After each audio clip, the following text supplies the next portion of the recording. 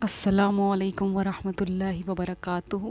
आज की इस क्लास में हम पारा 8 के 5वें रुकू की मश्क करेंगे, तो चलिए स्टार्ट कर लेते हैं। अऊज़ु बिल्लाहि मिनश शैतानिर रजीम, बिस्मिल्लाहिर रहमानिर रहीम। قل لا أجد فيما أوحي إلي محرما على طاعم يطعمه إلا أن يكون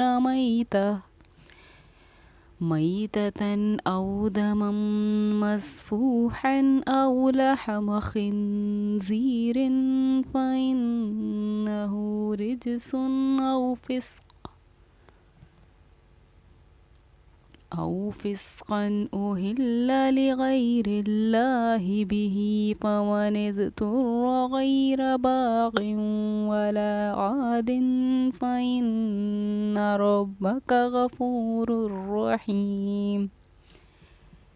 यहाँ देखिए तनवीन है दो ज़ेर की, और दो ज़ेर की तनवीन के बाद हरूफ यौमन में से या आ रहा है। ये हमारा नूरानी क़ायदे के मुताबिक इदगाम नाक़िस का क़ायदा है कि जब तनवीन या नून साकिन के बाद या वाव मीम नून में से कोई हुरूफ आए तो उनके जॉइंट पर इख्वा भी होगा और गुन्ना भी होगा। इसीलिए मैंने इस तोइमी को पढ़ा है तोइमी, यहाँ पर इख्वा भी किया और गुन्ना भी किया। वहीं यहाँ तनवीन के बाद, यहाँ नून साकिन के बाद हमज़ा नून ज़बर अन है और नून साकिन के बाद या आ रहा है। तो जैसे मैंने आपको बताया तनवीन या नून साकिन के बाद या वाव मीम नून में से कोई और हुरूफ दूसरे कलमे यानी दूसरे अल्फाज में हो तो वहाँ पर हम इख्फा भी करेंगे और गुन्ना भी करेंगे। दोनों ही केसेस यहाँ सामने आ गए हैं इस आयत में, और इख्फा और गुन्ना करेंगे, और इसको हम इदगाम नाक़िस का क़ायदा कहते हैं या फिर यौमन का क़ायदा कहते हैं।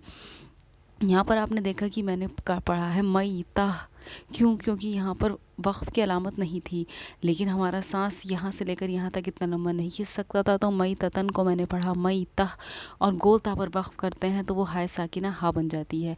लेकिन जब आप बिना वक़्फ़ की अलामत के वक़्फ़ करते हैं तो उस अल्फाज को आपको दोबारा मिलाकर पढ़ना होता है।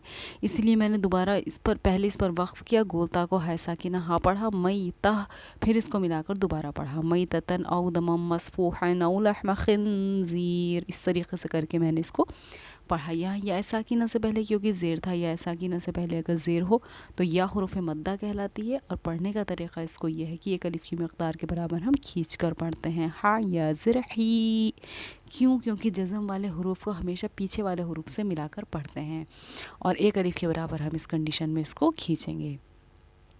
वअलल्लज़ीना हादू हर्रमना कुल्ल ज़ी ज़ुफ़ुर वमिनल बक़रि वल गनमि हर्रमना अलैहिम शुहूमहुमा इल्ला मा हमलत ज़ुहूरुहुमा अविल हवाया औ मख्तलत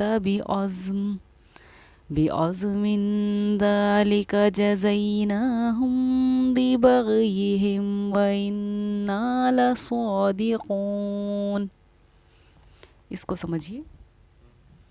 यहाँ हुरूफ़ मद्दा के बाद हमज़ा दूसरे कलमे यानी दूसरे अल्फाज में है, यहाँ हुरूफ़ मद्दा के बाद हमज़ा दूसरे कलमे यानी नेक्स्ट दूसरे अल्फाज में है, और यहाँ हुरूफ़ मद्दा के बाद हमज़ा दूसरे अल्फाज में है।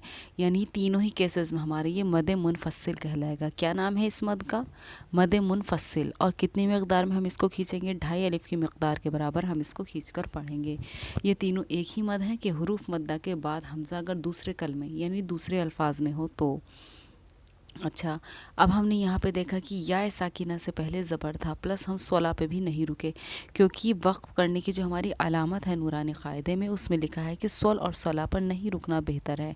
और जहाँ ये बात कही जाए वहाँ पर आप नहीं ही रुकें तो बेहतर है। अगर बहुत ही कंडीशन ऐसी है कि सांस नहीं आपका आगे खिंच पा रहा है तो बात दूसरी है, वरना नहीं रुकना बेहतर का मतलब आप वहाँ मत रुकिए।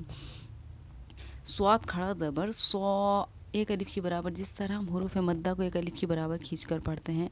औ मख्तलत, जिस اگر یہاں پر یہ میم الف زبر ما، یہ خا پر تشدید ہونے کی وجہ سے اس سے مل گیا، ادروائز اگر ہم اس ماں کو اکیلا پڑھیں گے تو میم الف زبر ما، اسی طریقے سے جتنا ہم نے حروف مدہ کو کھینچا، الف حروف مدہ کو کھینچتے ہیں اتنا ہی ہم کھڑا زبر حروف مدہ کو بھی کھینچتے ہیں.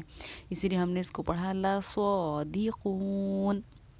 فَإِن كَذَّبُوكَ فَقُل رَّبُّكُمْ ذُو رَحْمَةٍ وَاسِعَةٍ. جو میں نے آپ کو بتایا کہ گول تا پر جب ہم وقف کرتے ہیں تو وہ ہا ساکنہ ہا بن جاتی ہے، اسی لیے ہم اس تا کو پڑھیں گے واسعہ. وَلَا يُرَدُّ بَأْسُهُ عَنِ الْقَوْمِ الْمُجْرِمِينَ. یہاں جیم پر تشدید ہے، اس لیے جیم پر ہم نے قلقلہ کیا. آواز کا لوٹنا ہمارا قلقلہ کرنا کہلاتا ہے، اسی لیے ج کی آواز کا لوٹنا جیم کی قلقلہ کرنا کہلایا. جیم ہمارا حروف قلقلہ میں سے ہے. وہیں حمزہ پر جزم سکون ہے تو یہ حمزہ ساکنہ کہلائے گی، اور حمزہ ساکنہ کے پڑھنے میں ہمیشہ جھٹکا ہوتا ہے، اسی لیے میں نے اس کو پڑھا ہے بأسه.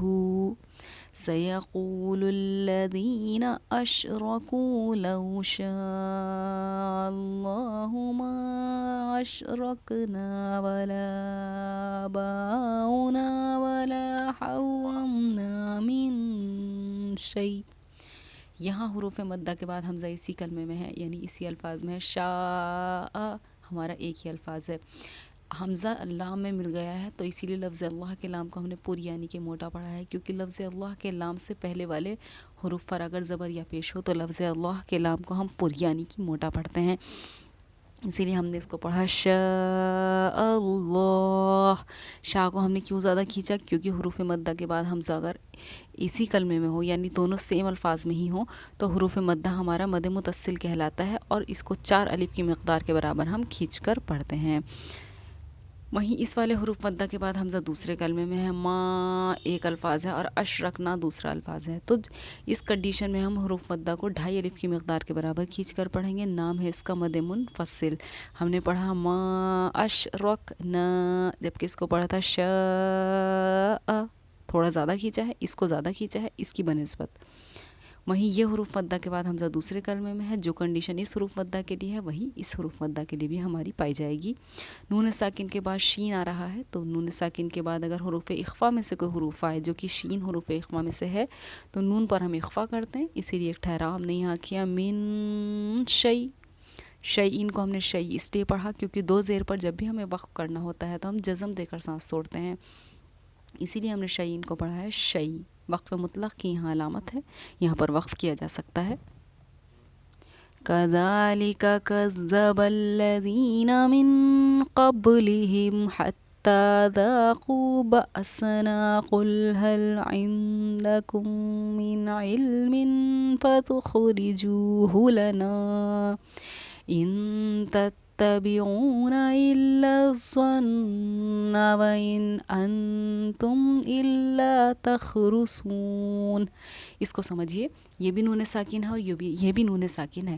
یہاں میں نے اس نون کو سمپل ظاہر کر کے آگے بڑھی، کوئی ٹھہراؤ میں نے اس نون پر نہیں کیا. اس کو میں نے پڑھا ہے وَإِنْ أَنْتُمْ. وَإِنْ أَنْتُمْ کیوں بھائی؟ سوال یہ ہوتا ہے کہ میں نے اس نون ساکن پر وقف کیوں نہیں کیا، اس پر ہم نے اخفا کیوں نہیں کیا، ٹھہراؤ کیوں نہیں کیا؟ وہ اس لیے کیونکہ نون ساکن کے بعد حروف اخفا نہیں ہے، نون ساکن کے بعد حروف حلقی ہیں. حمزہ ہا عین حا غین خا، یہ ہمارے حروف حلقی کہلاتے ہیں. تو اس میں سے حمزہ جب آئے تو یہ نون کو ہم سمپل ظاہر کر کے پڑھیں گے. اس کو ہم اظہار کا قاعدہ کہتے ہیں. تنوین اور نون ساکن کا بہت ہی بڑا رول ہے قواعد میں. کئی سارے قاعدے تنوین اور نون ساکن کی بنا پر ہی طے کیے جاتے ہیں، اسی لیے ان قاعدوں کو یاد کرنا بہت ضروری ہوتا ہے. وَإِنْ أَنْتُمْ، یہاں نون ساکن پر میں نے ایک ٹھہراؤ کیا ہے، اخفا کیا ہے، کیونکہ یہاں نون ساکن کے بعد حروف اخفا میں سے تا آ رہا ہے. تو اس فرق کو جانیے کہ کس نون ساکن پر ہمیں ٹھہرنا ہے، اخفا کرنا ہے، اور کس نون ساکن پر نون کو سمپل ظاہر کر کے آگے بڑھنا ہے. کہاں اظہار کا قاعدہ ہے، کہاں اخفا کا قاعدہ ہے. یاد کرنے کا طریقہ اس کو یہ ہے کہ آپ دونوں کو اتنا رٹیں کہ آپ کو بنا دیکھے یاد ہو جائے. اس کو رٹنے میں آپ کو اخفا والے قاعدے کو 10 منٹ اور اظہار والے قاعدے کو یاد کرنے میں آپ کو مشکل سے 5 منٹ لگیں گے. دونوں اظہار والا قاعدہ چھوٹا ہے بنسبت اخفا والے قاعدے کے، تو اس کو 10 اور اگر آپ 15 منٹ لگا لیں تو آپ کو دونوں کا فرق سمجھ آ جائے گا، کیونکہ آپ کو دونوں کا ڈفرینس سمیت یاد ہو جائے گا. وَإِنْ أَنْتُمْ، وہیں اس تنوین پر بھی ہم نے اخفا کیا، ہم نے اس کو پڑھا علم، کیوں؟ کیونکہ تنوین کے بعد حروف اخفا میں سے فا آ رہا ہے۔ حمزہ ساکینہ پر ہم نے جھٹکا کیا، پڑھا بأسنا، بأسنا، اس نون ساکن پر اخفا کیا کیونکہ نون ساکن کے بعد حروف اخفا میں سے قاف آ رہا ہے۔ اب اس کو پڑھیے، قُلْ فَلِلَّهِ الْحُجَّةُ الْبَالِغَةُ فَلَوْ شَاءَ لَهَدَاكُمْ أَجْمَعِينَ۔ یہاں لفظ اللہ کے لام سے پہلے زیر آ رہا ہے، دیکھیے بیچ والے لام کو دیکھنا ہے ہمیں، بیچ والے لام سے پہلے یہاں زیر آ رہا ہے۔ آپ سوچیں گے کہ یہاں پر تو زبر ہے تو ہم نے اس کو موٹا کیوں نہیں پڑھا، لیکن یہاں تو زیر ہے نا، اس کے جسٹ پیچھے جو ہے وہ زیر ہے، اسی لیے ہم نے اس کو باریک پڑھا ہے، لفظ اللہ کو پڑھا ہے فَلِلَّهِ، فَلِلَّهِ۔ وہیں گوتا پر ہم نے وقف کیا تو وہ ہائے ساکینہ ہا پر بن گئی، ہم نے اس کو پڑھا ہے بالغہ۔